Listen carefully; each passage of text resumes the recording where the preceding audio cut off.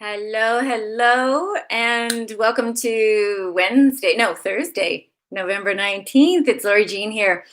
As always, when I hear a lot through conversations I have with people, or people reach out to have conversations with me, and I get a pulse on a consistent message or a consistent energy thread that's playing out, I feel like, okay, if it's resonating with me and these people, it's probably resonating with others. So I'm offering this up in the spirit of that exact thought.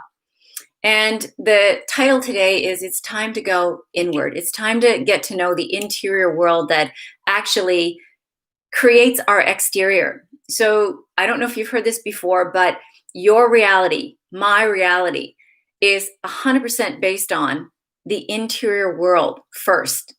So we do create our own reality, which is why you and I can go stand somewhere and I can say, go look across the street. What do you see? And you're going to see something different than me. We can have a conversation about an idea or a topic, and you are going to interpret it one way and I'm going to interpret it another way. And that's perfect. It's exactly as it should be, because my reality is based on the experiences that my soul, living in this beautiful house called my body, has had up until now and before. So in all the past lives, plus the one I'm currently in, I have a soul that has this richness. So I have a reality based on all of that, plus in this lifetime, all of the things and experiences that I've had now. And so do you. And it's perfect. And this is the beauty of this earth plane, is that each and every one of us is here on this soul journey for us. We came in with lessons to be learned. We came in with skills and tools and assets and opportunity. And we also came in with free will. And that's the coolest thing of all, because it gives us the chance to grow in the way we most need to grow. So right now, here we are, it's the middle of November, and there's a little over 6 weeks left before the end of this year. And we are being gifted an enormous opportunity right now to get in touch with our inner world, to get in touch with who we are when we shut out all the noise from the exterior. And I talk about 3 brains, because in order to find your way inside, if this is new, if it's not something you've been doing for a while, there are generally layers and layers and layers and layers of social conditioning that are in the way of finding our way into ourselves. And it's beginning that process. It's being willing to take that first step in order to take the journey. It is the richest, most rewarding, most heart-centered journey you will ever take. And it is why you are here. It is why you chose this now moment at this period of time in this perfect place and space, because of this. So what does that mean? Well, to start peeling away the layers, I usually communicate to whoever I'm talking to that you've got 3 brains operating. And the goal is that the one brain for me personally that rules the roost is the heart brain, because that's where love resides. Love of ourselves first and foremost, and love of everyone else. Really, that's what it's all about. That is why we are here, finding our way back to that place of love. And so how do we begin this deconditioning process? Well, we have a brain, this thing up here that drives a lot of his body and is full of chatter, chatter, chatter, and noise, noise, noise, noise, noise. And then we have our gut brain, and then we have our heart brain. And the heart brain requires that the thinking brain and the gut brain are at least working a little bit and operating, doesn't have to be optimally, but got to be better than crap.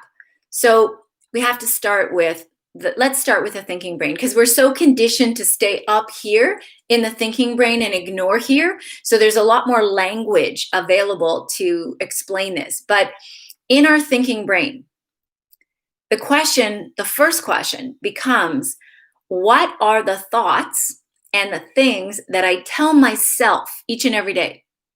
Because we think about 80,000 thoughts a day, and 99% of them, well, depending on what study you look at, 90 to 95% are repetitive, similar thoughts. Now, that comes in handy for habits. I don't have to teach myself every morning how to brush my teeth or brush my hair. Thank goodness that I don't have to do that. So that becomes an automatic repetitive thought or repetitive behavior. That's not a bad idea. It's kind of handy, in fact. It allows us to have a more expansive life instead of starting from square one with every single thing every single day. However, the negative spool, the negative loop of thoughts, I'm not good enough. I don't deserve this. I'm not worthy of.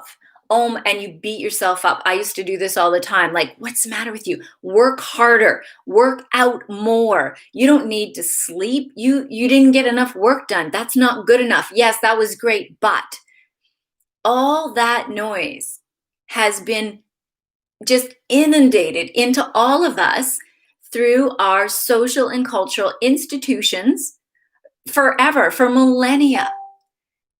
And we get to stop that. It is time to change that. There is no need anymore to be here just to survive and to suffer. That's not why we are souls having an experience in a human body. We chose a body that's our forever home for this lifetime to viscerally experience, to smell and taste and touch and feel the world, to experience all these feelings and sensations in real time. So that's where we want to be. But we want to take away this intense layering of you need to suffer. You have to grind, you have to hustle, you have to work, you have to earn your life. You have to earn your happiness. What? Babies show up. They're just happy. You don't have to earn your happiness. That is a really, really toxic story that we all got told and got sold. So we now have a chance to get rid of it. So that's what you want to look at, number one. And journal this. If you've never done it before, get yourself a piece of paper and start paying attention, like, to the thoughts you have in the day, and just make little notes. It is a gobsmacking, surprising exercise. Trust me, it is. So that's one. What am I letting in that I'm telling myself? Am I being very nice to myself?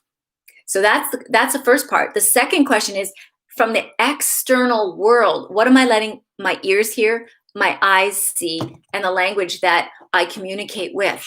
Because so often we're not even consciously aware of the toxicity in our world that we let in. But we end up at the end of the day feeling like crap. We're exhausted, we're tired, we're inflamed, we're overwhelmed, we're stressed. Where does that come from? It has to come from somewhere.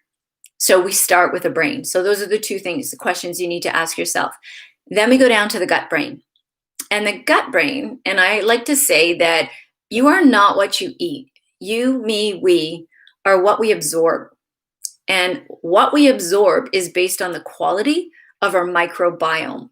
And I'll go into this more in another video, but just know that the digestive enzymes that are in your gut, your prebiotics and your probiotics, that flora environment is what makes the quality of your microbiome. And due to the overprocessing and overchemicalizing of so much of our food supply right now, for somebody who's not very consciously aware of what they are putting in their body nutritionally through their mouth with food and drink and beverage, often there is no biome. It's shot. And so you eat, and even if you eat healthy, you still have all kinds of issues. They could be emotional, they could be physical, they could be mental. All of it is directly connected. Little side note, 95% of your serotonin, the happy feel-good chemical, produced in your gut. Crappy gut health, crappy serotonin levels. Big, big wake-up call. We have to start addressing our gut health. So that's the question you need to ask yourself. What am I putting in my gut? Start reading labels. Start looking at the consumption of the food you're eating, because it absolutely matters. Your cells can only operate with what you give them. So the quality of the food matters a lot. So even if you put the highest quality of food and there's nothing in the biome to actually pull the nutrients out and get them absorbing into the cells, then you're kind of halfway there, but then you're not. So it's really, really important. And the third one, the heart brain. The heart brain is, it's why we're here. It's why we're here. We are here to find our way out of our thinking brain back into our heart. And the heart brain rules. And its language is feeling and sensation. That's what it is. And the quality of the feelings and the sensations is a combination of a whole bunch of stuff. But for simplicity's sake, when we get right, when we get our moral compass and our belief system and our love of self on track in our mind brain, and we get our gut brain healthy, so our microbiome is actually absorbing nutrients, then the ability of those layers to be shed away, to get into that interior space of our true heart, those sensations and those emotions, those feelings, those are the labels we use to the frequencies, because everything is frequency. But that place, often it is a journey of peeling away the layers, because you, me, and we have never been taught to feel our feelings, have we? We've been socially conditioned, culturally, socially conditioned to stuff them, distract away from them, because if something feels uncomfortable, unless it's absolute love and joy and happiness, anything else on the spectrum, which is so valuable, because it's the richness of the rainbow. Why do I only want one color? But we've been conditioned to only want one color, and anytime any other color shows up, any other feeling that is a little bit uncomfortable, we shut it down. We stuff it. We either overwork, we overeat, we overdrink, we overconsume with whether it's tech or online stuff. Like, there's so many ways we can distract ourselves away from actually going into that place of feelings if they feel uncomfortable. And the key here is no judgment and no shame. Cannot go there. That is not going to serve you when you're trying to find your way into your own interior and get to know yourself. It is valuable to write your way, journal your way, pick up the phone, talk to a friend if you need, or talk to yourself through those energies to find out why those are those layers and barriers in front of that truth, those real feelings. And that's the journey. It's not all rainbows and unicorns. It's tough. It's arduous at times. But when you think of the juice of life and the good stuff in life, isn't there always a little bit of everything? All the colors of the rainbow are going to show up for you. So that's the journey we have this massive opportunity for right now.